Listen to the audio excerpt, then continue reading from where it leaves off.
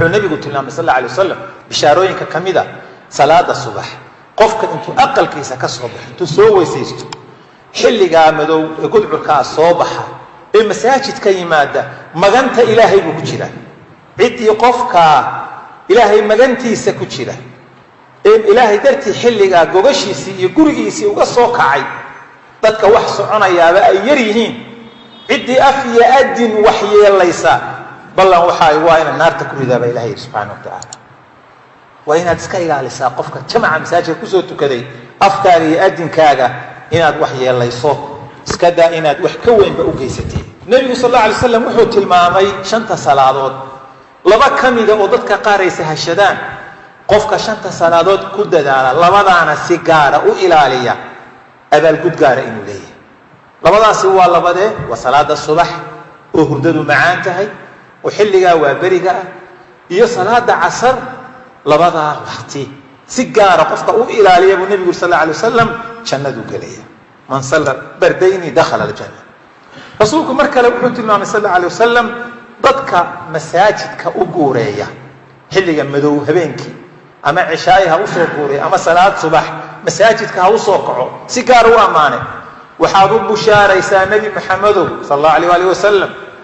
بدك صعد كبضا إيه مساجدك هبينك وصوقورين إيا صلاة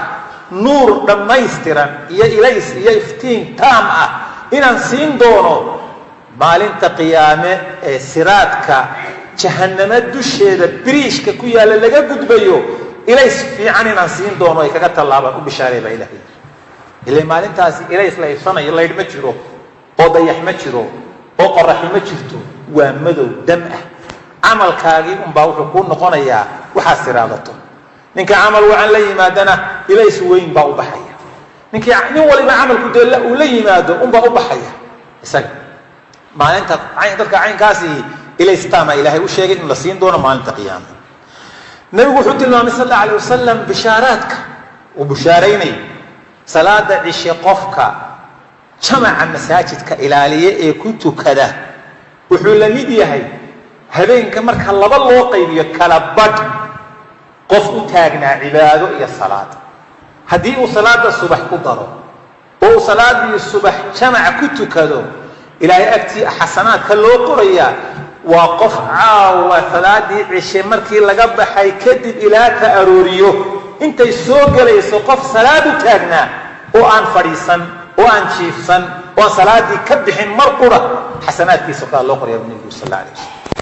صلاة إلى الانتهاء أيوة الماضي وحمرك لبشارة كم إذا لبضى ركعاته إيه صلاة الصبح كهورية قفك إلالية إيتو كذا وحو النبي قلت المام لبضى ركعاته أدونك أردن واحد قده سيال الدنيا بني آدم كوهيستو وحا كخير بدن لبدا ركعات markaas nabigu si gaar ah wuxuu ku sheegay waxa la akhrinayo rak'ada koowaad markaad faatixada akhriso qul ya ayyuhal kaafiruun baa la akhriyaa rak'ada labaadna markaad faatixada akhriso qul huwallahu ahad baa la akhriyaa maxaad u malaynaysaa hadii lagu yiri labada rak'adood ee sunnaha ah ee salaada subax ka horeeyay adduunka oo dhan iyo waxa dhex yaala oo aan diintu ku jirin إلا دين الدنيا لو يكدوا انتهى الدون ما كان لا يراد دين ولا قصاري ويكخير بدين الدين لو لبدا ركعه بل محاد لينا يسا لبدي فرلك هاي كدن بينا كو لبدي سنه هذا عين كان لو يري لبدا فرلك كدن بينا بل انت ابالكودي اجركودو ليغي الهي ان باقرني سبحانه وتعالى وحا النبي شيغay 12 ركعه oo sunna ah oo kulamaan ama kulan salaadaha shanta qofka tukada maalin walba ilaahay inuu jannada aqal uga dhisay waa labada salaada subax ka horeeya salaada duhur marka la adimana afar ka horeysa iyo laba ka dambeeysa waa sideed labada maghribka ka dambeeya iyo labada cishaha ka dambeeya 12 ka qofka tukada raatibka ah ilaahay jannadu uga dhisaya guri maalin walba uu nabiga kaleey salaatu wasalaam waxa kamida bishaarooyinka nabigu tilmaamay salawaatullaahi wa salaamuhu alayhi qofka salaadi markay u soo gasho intuu weysaysto salaad khushuuc leh tukanaya ilaahay dunuubtoo dhan buu kaga dhaafaya subxaanahu wa tacaala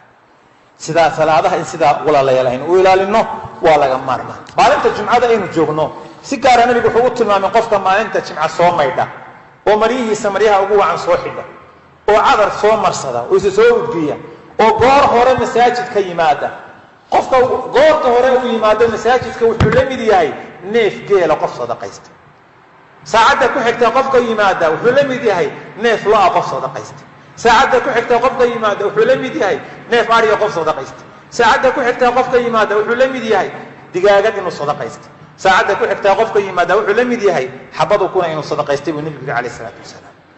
waxyaabaha haddaba guntiyo gunaanadkii acmaashan aynu saalixaadkay samaynayno maanta waynu nool lahay laakiin berri ma noolin marka ajashu timaado ma noolin maanta markaad nooshay waxaad u baahan tahay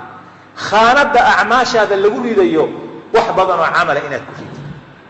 salaadaha sunnayaasha inaad badsato salaadaha sunnayaasha aad badsanayso marka u horaysa way kuu badanayaan waa marka labaadee way biirayaan waa marka saddexaadee way badbaaday berri kuu noqon doonaan faralkaagu hadduu wax iska dhimo sunnaha lagu buuxin doonaa inuu marka ku dadaalo cimriga iyo waktiga maanta qofka xalaal ku jira ma awoodi karo 2 rakacadood inuu tukado laakiin adigu imisaad awoodaa inaad tukato in badan ba awoodaa aynu ku dadaalno sunnayaasha iyo weysada qofka waxaan ku gabagabeynayaa qofku inuu ku dadaalo mar walba inuu weysa qabo wuxuu rasuulku sallallahu alayhi wasallam weysada qof aan mu'min ahayn ma ilaaliyo marka shaqada u kacayso haddaad suuli gasho ka soo baxdo weysayso garan maysid gooraad dhimanayso ma adigoo kursiga ku fadhiyaad dhici doontaa naftu kaa baxaysa gaaraa ku jiiri doona maxaad saad u dhiman doontaa adoo weyse qaba ilaahay la kulan subxaanahu wa tacaala